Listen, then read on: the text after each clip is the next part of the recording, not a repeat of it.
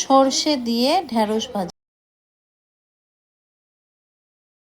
কড়াইয়ে তেল দিয়ে দিয়েছি, এর মধ্যে পেঁয়াজ দিয়ে দিব, কুচনো পেঁয়াজ দিয়ে দিলাম। পেঁয়াজ ভাজা হয়ে গেছে, এর মধ্যে আমি পেঁয়াজ বাটা দিয়ে দিব। আম্মু একটু আদা রসুন বাটা দিয়ে দিল।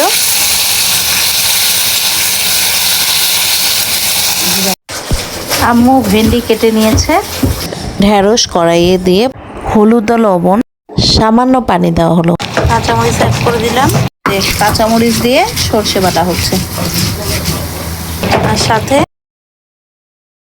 সরিষা মরিচ বাটা দিয়ে দিলাম।